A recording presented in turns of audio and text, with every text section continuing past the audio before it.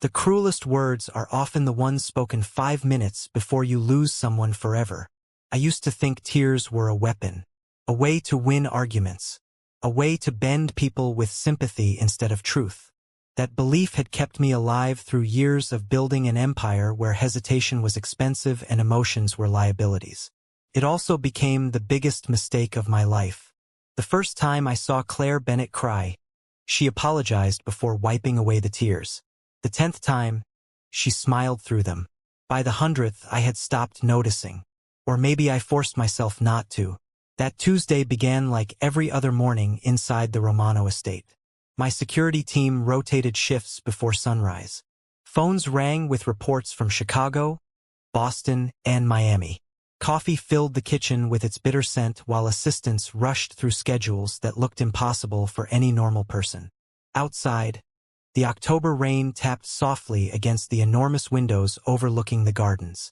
Everything appeared perfectly organized. Everything except the woman quietly falling apart beneath the same roof. Claire moved through the house carrying a tray of breakfast as if every step demanded more strength than she had left. She was 27, with fair skin that looked almost translucent beneath the warm kitchen lights and blonde hair tied into a loose ponytail that had become messier with every passing week. She smiled at everyone she met. She always did. The staff adored her because she remembered birthdays, asked about sick children, and somehow made every person feel seen. I told myself that kindness made people vulnerable. She believed it made people human. We never stopped arguing about that. "Mr. Romano," my assistant said as he followed me toward my office. "The investors will arrive in 40 minutes. I nodded without slowing down.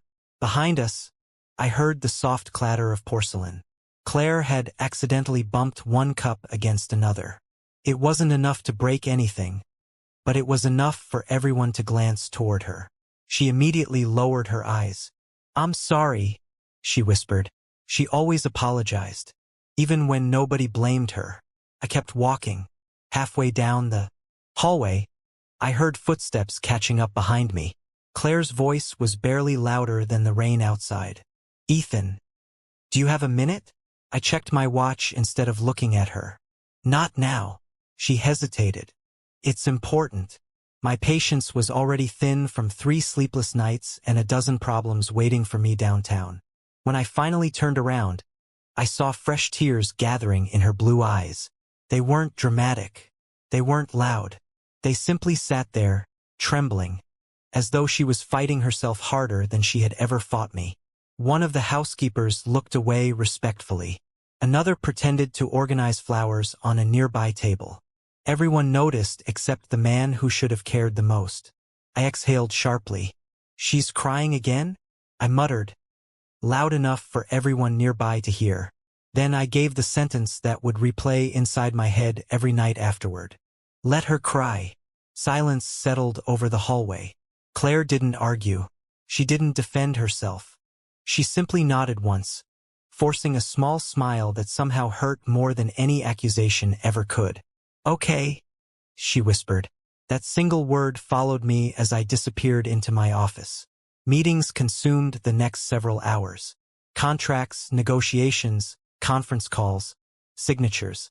The world kept demanding pieces of my attention until I almost forgot the look in her eyes. Almost. Around noon, one of the maids knocked softly on my office door. Her face had lost every trace of color.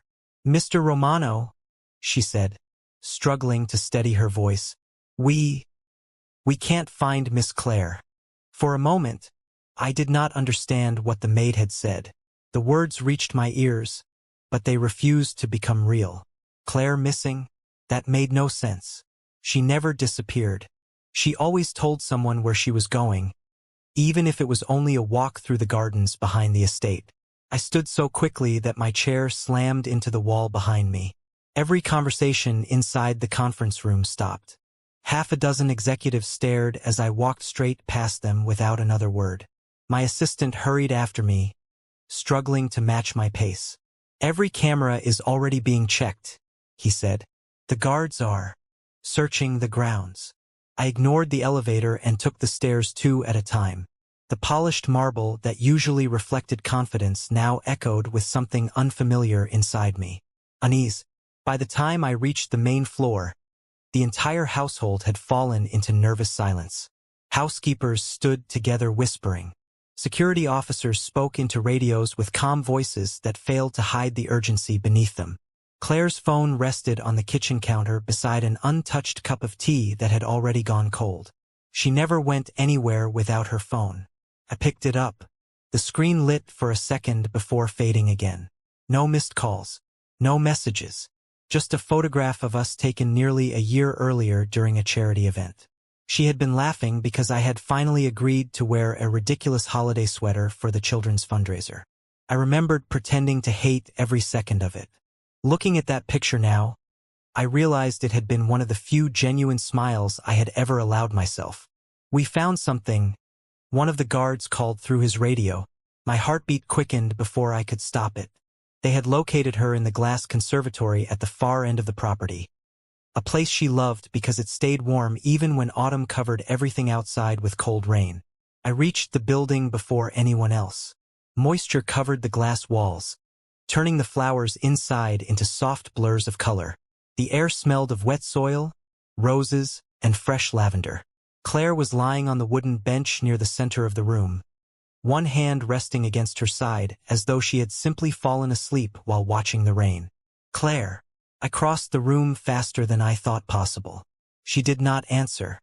Her breathing was shallow. Her face was almost as pale as the white orchids blooming behind her. A small notebook had slipped from her lap onto the floor beside the bench. I knelt beside her and touched her hand. Felt colder than it should have. "Call an ambulance," I ordered. "Now." Nobody questioned me. Within seconds, voices filled the conservatory as security coordinated with emergency responders. One of the housekeepers quietly picked up Claire's sweater that had slipped from her shoulders and gently covered her with it. "She was here this morning," the woman whispered with tears in her eyes. "She said she only wanted a little quiet." Quiet. That was all she had asked for. While we waited, I noticed something resting beside the notebook. A small paper bag from the neighborhood bakery she visited every Friday. Inside was a cinnamon roll that had never been opened. She had bought my favorite breakfast even after I dismissed her without a second thought. My chest tightened in a way I had never experienced before. Sirens finally echoed through the estate, growing louder until red and blue lights reflected across the rain-covered windows. The paramedics moved with calm efficiency, checking her pulse, speaking softly, asking questions none of us could answer. One of them looked up at me with careful eyes. "How long has she been feeling unwell?" I opened my mouth, but no words came out. I did not know. I had memorized the schedules of hundreds of employees, remembered the birthdays of powerful clients, and tracked every dollar moving through my business. Yet I could not answer the simplest question about the woman who had been living under my roof. As they carried Claire toward the waiting ambulance, her fingers loosened slightly, and the notebook slipped from beneath the blanket onto the wet stone path behind us. Neither of us noticed it then. By nightfall, I would discover it contained everything I had never bothered to ask. The emergency room felt strangely quiet despite the constant movement around us. Nurses walked quickly between stations. Monitors beeped in steady rhythms. Rain continued sliding down the tall hospital windows, turning the afternoon into a blur of gray light. I stood outside Claire's treatment room with my hands in my pockets because I did not trust them to stay still.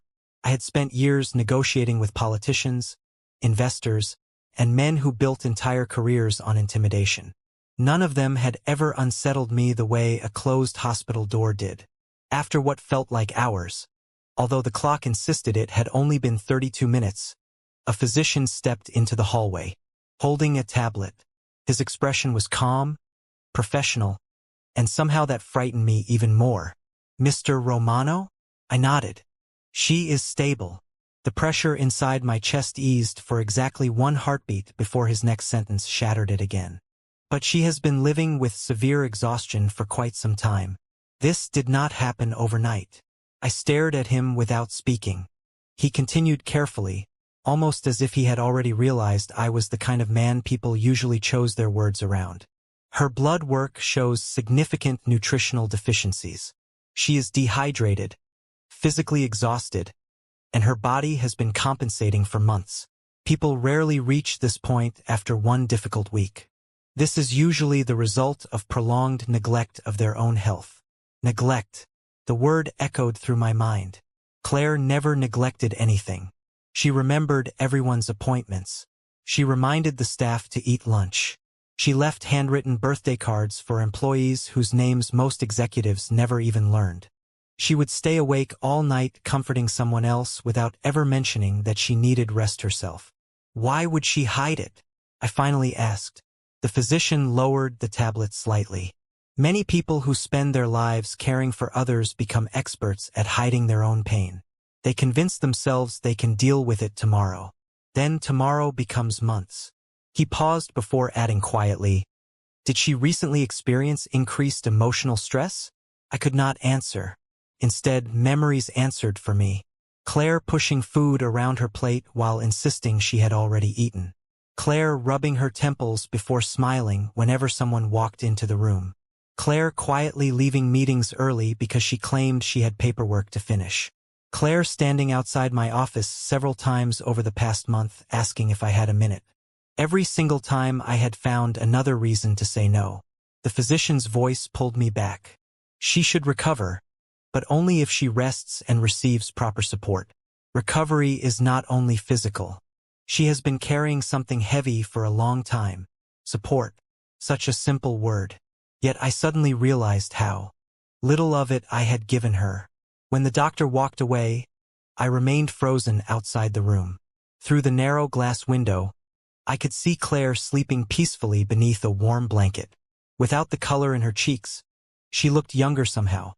Almost like the woman I had first met 3 years earlier at a community fundraiser, where she had convinced a frightened little girl to smile simply by sitting beside her on the sidewalk with an ice cream cone. She had changed countless lives without asking for recognition. I had somehow become the one person who stopped seeing her altogether. A soft voice interrupted my thoughts. It was Margaret, the senior housekeeper who had worked for my family longer than anyone else. She held something carefully in both hands. Claire's notebook, the one that had fallen beside the conservatory bench. "I thought you should have this," she whispered. She never let anyone read it. "But maybe now you need to understand." I accepted the worn leather journal, feeling its surprising weight. A faded ribbon marked a page somewhere near the middle.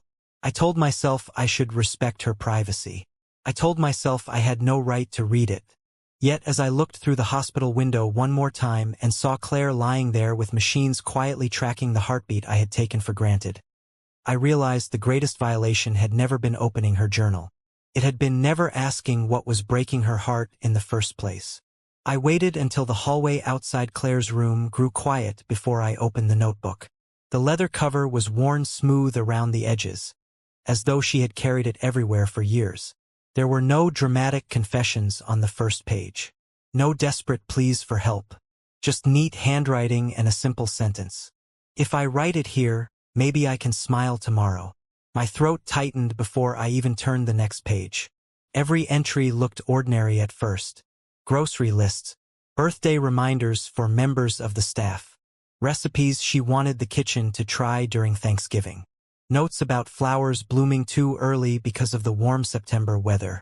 It looked like the journal of someone whose greatest concern was making life a little brighter for everyone else.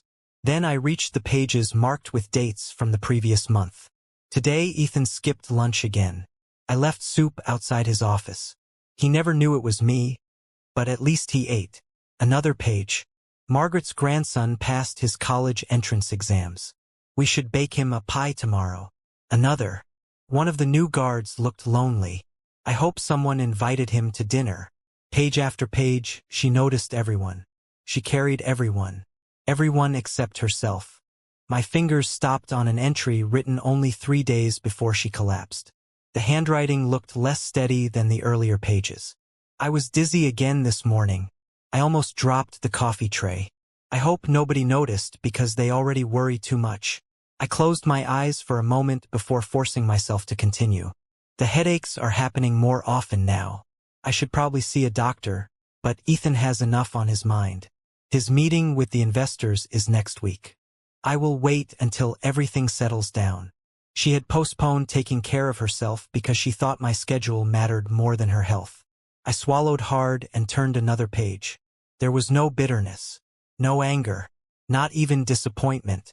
Instead, I found something infinitely harder to read. Sometimes I cry before I knock on his office door, not because I expect him to fix everything, just because hearing his voice reminds me that I am not alone. On the days he is too busy, I tell myself tomorrow will be different. My chest felt unbearably heavy. Tomorrow. She had built an entire future out of tomorrows that never came because I kept replacing them with meetings, contracts, flights, and deadlines. I looked through the hospital window again. Claire remained asleep, peaceful in a way I had not seen for months. The machines beside her bed measured every heartbeat while I silently measured every opportunity one had wasted. A gentle knock interrupted my thoughts. Margaret stepped into the waiting area carrying a small canvas tote bag. "These are her things from the estate," she said softly. Inside were reading glasses, a sweater she always kept nearby because she was constantly cold, a half-finished knitting project she had started for one of the gardeners expecting his first granddaughter, and a bottle of vitamins that was still almost completely full. The expiration date caught my attention. She had purchased them 6 months earlier. Nearly untouched, Margaret noticed where I was looking and sighed quietly. "She always remembered to remind everyone else to take care of themselves," she said. "She just never believed she deserved the same kindness." After Margaret walked away, I opened the notebook one final time. Tucked between 2 pages was a folded piece of paper. It was not a letter. It was a checklist written in Claire's careful handwriting. Every line began with someone else's name. Buy medicine for Margaret's arthritis. Call David's mother after her surgery. Order birthday balloons for Olivia. Make Ethan's favorite cinnamon rolls on Friday because he smiles without realizing it when they are still warm. There was only one unchecked item at the bottom of the page. Schedule my own appointment. Beside it, she had written 3 tiny words that shattered whatever remained of the man I used to be. Maybe next week. Sleep never came that night. The hospital offered a private family lounge with comfortable chairs, fresh coffee, and quiet lighting. But none of those things could silence the noise inside my head. I remained outside Claire's room, watching the steady rise and fall of her breathing through the glass. Every few minutes a nurse adjusted an intravenous line or checked her monitor before leaving as quietly as they had entered. They treated her with the kind of gentle attention she had always given everyone else. It made me wonder how many chances I had ignored to do the same. Around 2 o'clock in the morning, my phone vibrated again. Another executive wanted approval for a business decision worth millions of dollars. Without even reading the message, I turned the phone completely off. The silence that followed felt unfamiliar. For years I had believed every call demanded an answer. Every meeting required my presence. Every problem rested on my shoulders. Yet the only place I wanted to be was the chair beside Claire's hospital bed. I quietly walked inside after the nurse assured me she needed uninterrupted rest, but that I could stay as long as I remained calm. The room smelled faintly of antiseptic and fresh linen. A small reading lamp cast a warm glow across the blanket covering her shoulders. Without the constant smile she wore for everyone else, her face looked tired in a way I had never allowed myself to notice. I pulled a chair closer and sat beside her. For several minutes, I simply listened to the soft rhythm of the heart monitor. It was strange how one quiet sound could make an entire empire feel insignificant. I looked down at my hands and remembered every time those same hands had signed contracts, shaken hands with powerful people, or pointed someone toward another task because I was too busy. Somehow they had never reached out when Claire needed them most. My assistant knocked softly before stepping into the room. He carried a tablet filled with tomorrow's schedule. "The board meeting has been confirmed for 9 o'clock, he said carefully. "The investors are expecting you." I looked at the screen for less than a second before pushing it back toward him. "Cancel everything." He blinked in surprise. "Everything. Everything." He hesitated because in all the years he had worked for me, I had never canceled an entire day. I had attended meetings with broken ribs, negotiated contracts while recovering from pneumonia, and once participated in a conference call from an airport after being awake for almost 48 hours. Work had always come first because I believed it protected the people I cared about. Now I realized that protecting someone meant being present long before they collapsed. My assistant nodded quietly. I understand. As he turned to leave, I stopped him. There is something else. He waited. Starting today, every employee at the estate receives a full annual medical examination during work hours. Paid in full. No exceptions. If anyone says they are too busy, remind them that I gave the order. He smiled faintly. Claire suggested something similar almost a year ago. His words landed harder than he probably intended. Of course she had. She had tried to take care of everyone while I had been too distracted to listen. After he left, I noticed a folded envelope resting inside Claire's tote bag. My name was written across the front in her careful handwriting. It had never been sealed. My fingers trembled slightly as I unfolded the paper inside. The letter was unfinished, ending halfway through the final sentence. Dear Ethan, I know you have been carrying more than anyone realizes. I wish you understood that you do not always have to be strong. Sometimes I worry that you think asking for help means failing. I wanted to tell you that even on your hardest days, the sentence ended there. The rest of the page remained blank. She had run out of time before finishing the thought.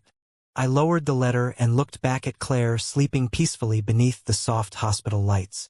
For the first time in my life, I did not feel like the strongest man in the room.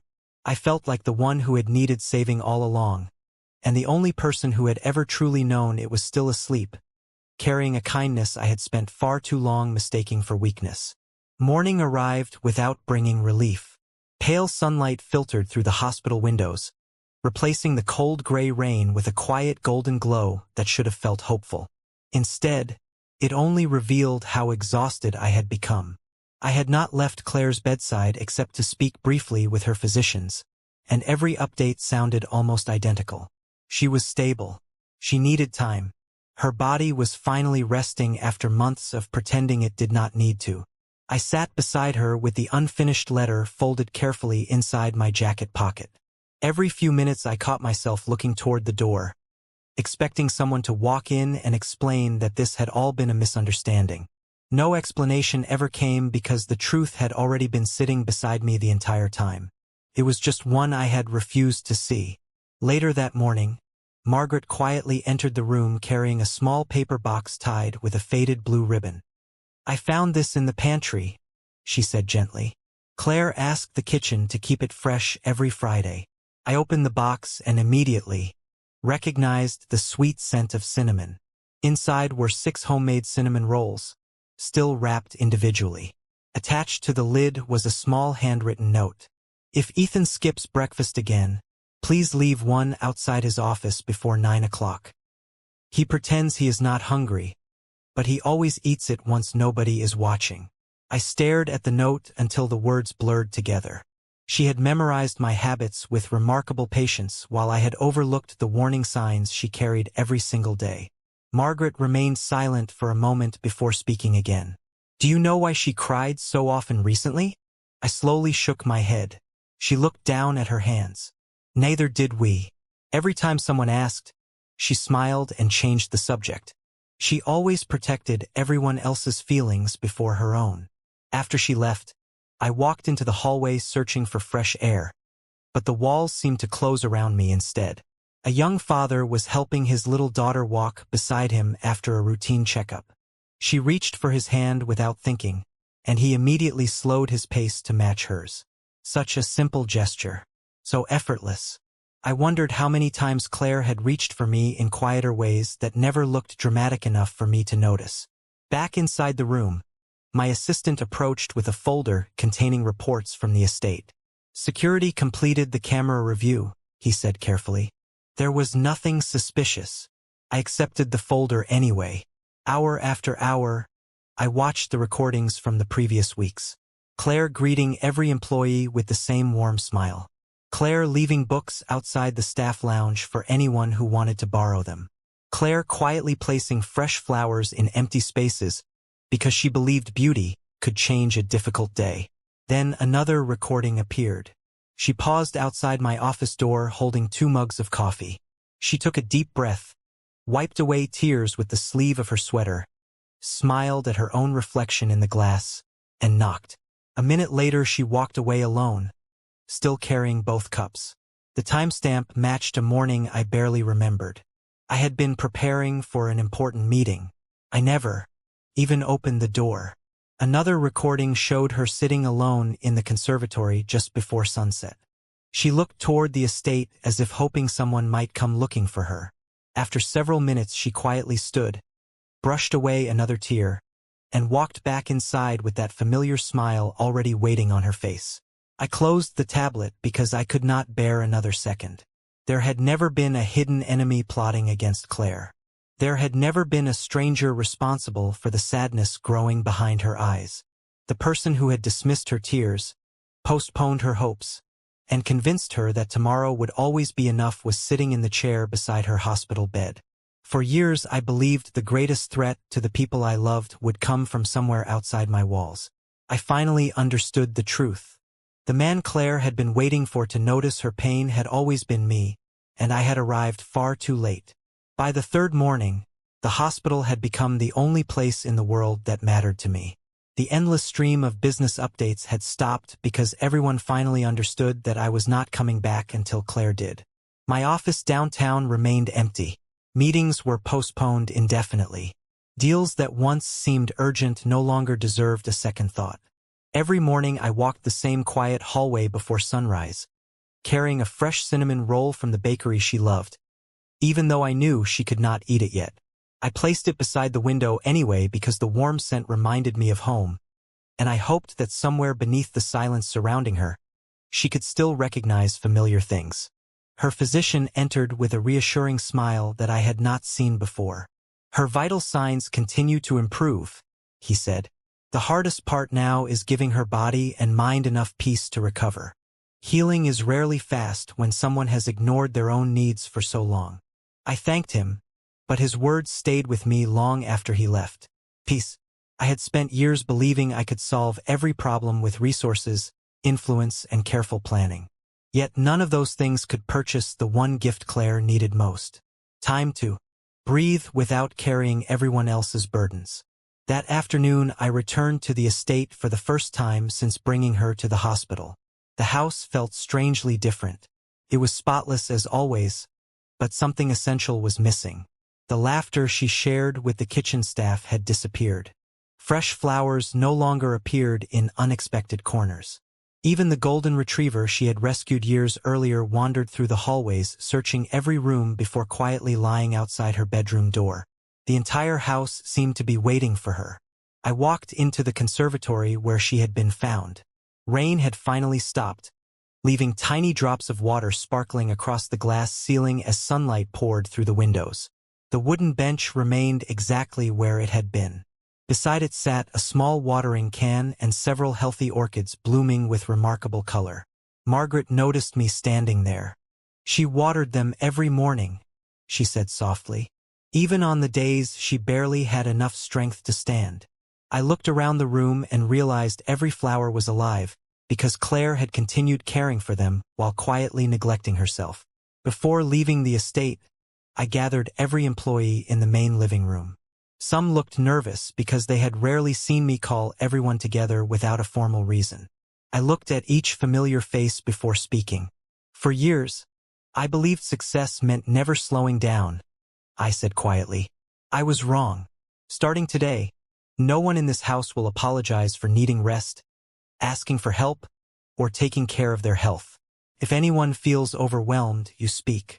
If someone else is struggling, you listen. Those are no longer suggestions. They are expectations." The room remained silent until Margaret wiped away a tear and nodded. I returned to the hospital before sunset carrying a small bouquet of white lilies because they had always been Claire's favorite. The nurse smiled as she helped place them beside the window. "She is stronger today," she whispered. Sometimes patience here more than we realize. I pulled my chair beside Claire's bed once again and gently took her hand. Felt warmer than it had only a day earlier. For the first time since she collapsed, I allowed myself to believe she was finding her way back. I leaned closer, speaking quietly enough that only she could hear if she truly was listening. You spent years making sure nobody around you ever felt alone, I whispered. I cannot change everything I failed to see, but I can change every day that comes after this one. I will be here tomorrow, and the day after that, and every day you need me. Her fingers remained still for several long seconds. Then, almost too gently to notice, they gave the slightest squeeze around my hand. It lasted only a moment, but it was enough to make hope feel real again. When I opened my eyes the next morning, I realized I had fallen asleep with my hand still wrapped around Claire's. It was the first real sleep I had managed in days, and somehow it had come only because I refused to let go. The early sunlight painted soft patterns across the hospital room, warming the white walls with shades of gold instead of gray. For the first time since everything changed, the room no longer felt cold. A nurse quietly entered to check the monitors. She smiled as she glanced toward Claire before looking back at me. She has been responding well all night, she said. I think today will be a good day. I thanked her with a quiet nod, afraid that speaking too loudly might somehow interrupt the fragile hope filling the room. I stood and adjusted the bouquet of white lilies beside the window. Their fragrance mixed gently with the scent of fresh coffee drifting through the hallway. It reminded me of ordinary mornings, the kind I had always rushed through without appreciating. My phone remained switched off inside my jacket pocket. The world outside could continue without me for another day. Claire could not. As I returned to my chair, I noticed the slightest movement beneath the blanket. Her fingers shifted again, stronger than before. A few seconds later, her eyelashes fluttered against her cheeks. My heart pounded so loudly that I was certain the monitor beside her could hear it too. Slowly, almost uncertainly, her blue eyes opened. They wandered across the room before, finally settling on me. There was confusion at first, then recognition, followed by the same gentle expression she had always worn whenever she looked at me. I leaned forward carefully. Claire. My voice barely rose above a whisper. She blinked several times as if trying to gather her thoughts.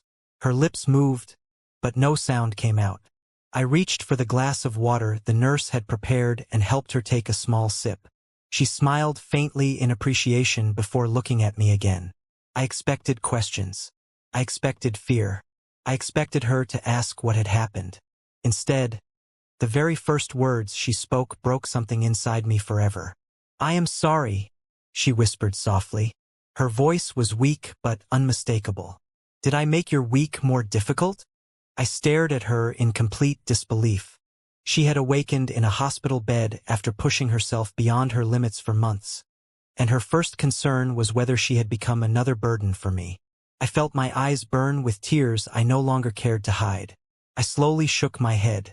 No, I answered, struggling to keep my voice steady. Claire, you never made my life harder. She looked at me with quiet uncertainty, as though she was waiting for me to correct myself. I know you have been busy, she said. I kept thinking if I could just stop crying, maybe you would not have one more thing to worry about. Every word carried no accusation, only kindness, only concern for the man who had failed to notice her suffering. I lowered my head for a moment before meeting her eyes again. I was the one who failed, I admitted. I saw your tears and convinced myself they did not matter because I was too proud to ask why they were there. I kept believing there would always be another tomorrow to listen. I was wrong. The room became quiet except for the steady rhythm of the heart monitor. Claire studied my face as if she had never seen it without the walls I always hid behind. Then, with surprising effort, she reached toward my cheek and gently brushed away a tear with the back of her hand. A faint smile appeared on her face. You finally let yourself cry, she whispered. I laughed softly through the tears because she was right.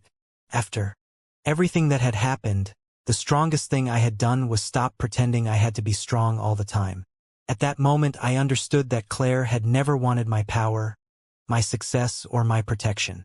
She had only wanted my attention, and I silently promised myself that I would never again make the woman who noticed everyone else wonder whether anyone truly noticed her. 3 weeks later, the autumn rain had finally given way to clear blue skies, and the Romano estate looked alive again. Sunlight poured through the conservatory windows, touching every orchid Claire had once worried would fade without her. They had not faded. They had simply waited for the hands that loved them to return. Just like I had. Claire was still recovering, moving more slowly than before and following every instruction her physicians gave her. Something she admitted with a laugh would have been impossible if I had not insisted on attending every appointment beside her. The staff often smiled when they saw us walking through the gardens together. They were no longer surprised that my phone stayed in my pocket or that business meetings ended before dinner. They had quietly accepted what I had finally learned. No achievement meant anything if it cost the people waiting for you at home. The changes inside the estate reached far beyond my own schedule. Every employee now received regular health checkups, counseling services if they wanted them, and mandatory vacation time. Margaret laughed the first time someone reminded her to leave work early because she looked tired. David proudly framed a photograph of his newborn niece beside his desk after taking paid family leave. Even the newest employees quickly realized something had changed. The house still ran with discipline, but kindness had become part of its foundation. One afternoon, I found Claire sitting in the conservatory with her notebook resting on her lap. She was not writing. She was simply watching the sunlight move across the flowers. I sat beside her without saying anything. We had discovered that silence no longer needed to be filled. After a few peaceful minutes, she opened the notebook and carefully crossed out the unfinished line that had haunted me since the hospital. Schedule my own appointment. Then she smiled before writing a new sentence beneath it. Keep every promise I make to myself. I looked at her and quietly asked, "May I add something?" She handed me the notebook without hesitation. I took the pen and wrote only one line. You never have to carry tomorrow alone again. When I gave it back, she read the words slowly. Tears gathered in her eyes, but this time they were different. There was no loneliness behind them, no quiet surrender, only relief. She reached for my hand, and I held hers without fear of appearing weak. Strength, I had finally learned, was never measured by how much pain someone could hide. It was measured by how willing they were to stay when another person needed them most. A few days later, the bakery delivered its usual box of cinnamon rolls. Claire laughed when she caught me carrying one toward my office. You know, she teased gently, you could have just admitted you liked them years ago. I smiled and broke the roll in half before handing the larger piece to her. I was wrong about a lot of things, I admitted. I do not plan on repeating those mistakes. She leaned her head lightly against my shoulder as we watched the afternoon light settle over the gardens. Nothing dramatic happened in that moment. No grand speeches. No extraordinary celebration. Just two ordinary people sharing peace that had once felt impossible. Looking back now, people often assume the biggest turning point in my life was building an empire, earning influence, or becoming the man everyone feared. They are all wrong. My life changed the day I finally understood that the strongest person in my world had been quietly asking for compassion instead of admiration. I could command rooms filled with powerful people, but I almost lost the one person who only wanted me to notice her tears. If this story has taught me anything, it is this. The people who smile the most are not always the ones hurting the least. Sometimes love is not proven by protecting someone from the world. Sometimes love begins with something much smaller, much quieter, and infinitely more difficult. Begins when you stop long enough to ask, "Are you really okay?" and then care enough to stay for the answer.